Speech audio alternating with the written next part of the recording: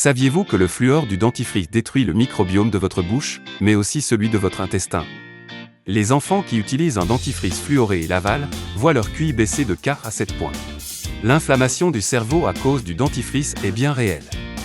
En fait, il est même plus sûr de ne pas utiliser de dentifrice, plutôt que d'ingérer par mégarde du Colgate. Même chose pour les bains de bouche. Votre dentiste vous en a-t-il déjà recommandé pour vous soulager de douleurs dentaires? Eh bien, sachez que les bains de bouche du commerce raccourcissent littéralement votre espérance de vie. Par contre, ce que l'on ne vous dit pas, c'est qu'en raclant tout simplement votre langue après un repas, vous pouvez faire baisser votre tension artérielle. Et ce n'est que le début de tout ce que l'on ne vous dit pas.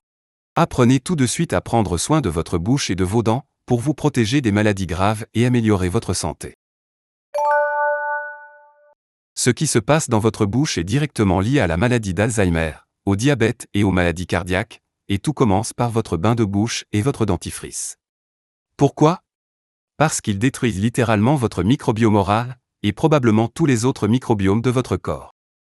Le docteur Mac Buren, dentiste fonctionnel et spécialiste des maladies liées aux dents, comme la maladie d'Alzheimer, les maladies cardiovasculaires et le diabète, nous révèle le danger des produits dentaires industriels. Le plus grand problème des dentistes, c'est qu'ils ont longtemps considéré la bouche comme un simple foyer de bactéries à éliminer. La bouche est devenue la cible de produits antiseptiques puissants.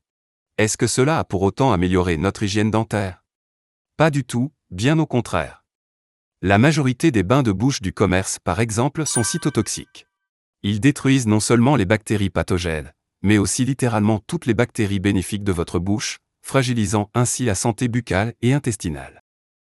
C'est d'ailleurs ainsi que fonctionne l'hystérine. Et en fait, tous les produits qui contiennent une grande quantité d'alcool ou d'huiles essentielles sont problématiques. L'hystérine a été conçue par l'industrie des savons et des détergents. À l'origine, cette formule venait d'un chariot de vendeurs ambulants, un vrai remède de charlatan. Ils ont simplement mélangé ce qu'ils avaient sous la main à l'époque, des huiles essentielles distillées. On savait déjà que ces substances utilisées dans les savons permettaient de nettoyer grâce à leurs propriétés désinfectantes et émulsifiantes. Ce sont des tensioactifs qui détruisent les biofilms, tout comme ils le font dans votre machine à laver. Mais la vraie question est, ces ingrédients sont-ils réellement bénéfiques pour la bouche? Pourtant même les professionnels de la santé continuent de promouvoir ce produit issu de l'industrie du savon et des détergents, qui contient de l'alcool et agit comme un pesticide. En réalité, lorsque vous utilisez un bain de bouche, vous détruisez votre microbiome oral. Non seulement vous ne prévenez pas les maladies, mais vous favorisez leur développement. Les bactéries pathogènes comme Porphyromonas gingivalis et Streptococcus mutans, responsables de nombreuses maladies buccales et systémiques, prolifèrent. Une fois qu'elles commencent à se propager, elles peuvent provoquer de graves problèmes de santé dans tout le corps. Colgate et Crest sont les dentifrices les plus vendus dans le monde, et cette industrie est une machine à milliards de dollars. Pour seulement 35 à 40 centimes, ils fabriquent un tube, incluant l'emballage et le marketing, qu'ils revendent ensuite 4 à 6 euros. Mais ces dentifrices perturbent totalement le microbiome oral. Ils contiennent des émulsifiants qui dissolvent la paroi cellulaire des bactéries en brisant leur membrane lipidique. Mais ce n'est pas du tout la manière naturelle dont une cellule doit mourir. Le corps a la capacité d'éliminer naturellement les cellules mortes par phagocytose. Pour se protéger des dentifrices nocifs, nous devrions être capables de déchiffrer leur composition avant de les acheter. Mais tous ces noms scientifiques nous font nous arracher les cheveux, à la grande joie des industriels qui vendent leurs produits, en sachant pertinemment qu'un consommateur lambda ne sera pas capable d'en connaître la composition. Je vais vous donner tout de suite 4 noms qui doivent vous alerter. Le triclosan, utilisé autrefois dans les savons antibactériens, qui devrait aujourd'hui être interdit. Les microbilles de plastique, parce qu'elles restent coincées sous les gencives et provoquent des inflammations. Le sodium lauryl sulfate, SLS, un tensioactif qui crée de la mousse mais détruit la flore buccale. Il existe plus de 50 noms différents pour ce type de produit, ce qui le rend difficile à éviter. Les huiles essentielles, même dans les dentifrices dits naturels, car elles peuvent être trop concentrées et provoquer des brûlures ou des déséquilibres du microbiome. Le fluor est un agent antibactérien puissant qui non seulement détruit le microbiome buccal, mais affecte également le microbiome intestinal.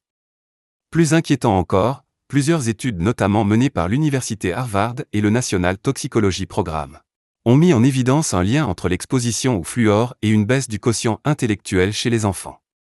Cette substance serait capable de traverser la barrière hémato-encéphalique et de perturber le développement du cerveau. Une fois dans le cerveau, il s'accumule et pourrait être lié plus tard à de graves maladies comme la maladie d'Alzheimer et la démence. D'autres recherches soulignent également son impact sur les os et la thyroïde. Une consommation excessive peut fragiliser la structure osseuse, augmentant ainsi le risque de fracture et conduisant à une maladie appelée fluorose squelettique. Le fluor entre de plus en compétition avec l'iode, un élément essentiel au bon fonctionnement de la glande thyroïde.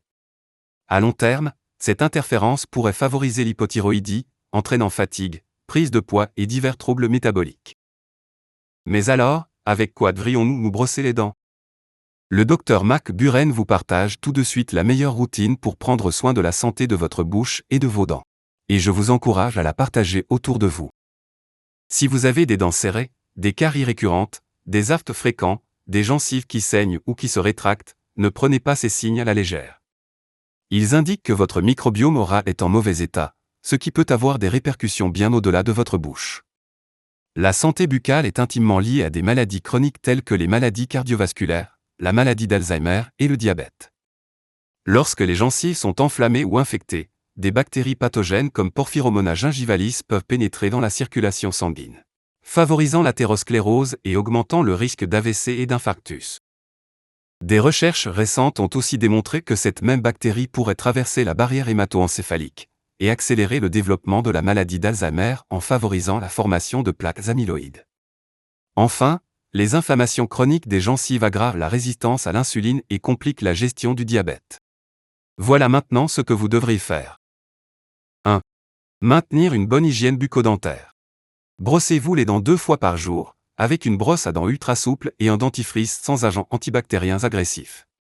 Le fluor omniprésent dans les dentifrices est un véritable destructeur du microbiome oral.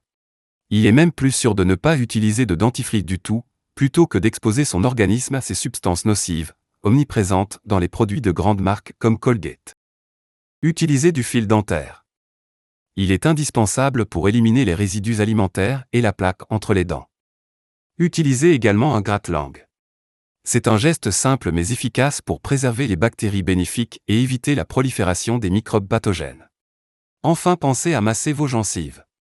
Utilisez une brosse souple ou un bois propre pour stimuler la circulation sanguine et prévenir l'inflammation. 2. Évitez les bains de bouche antiseptiques quotidiens. Privilégiez des alternatives naturelles comme les bains de bouche à base de xylitol ou de plantes médicinales.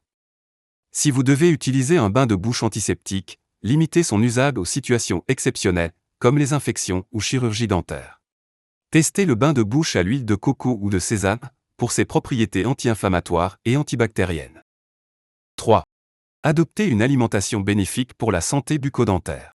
Consommez des aliments riches en nitrates.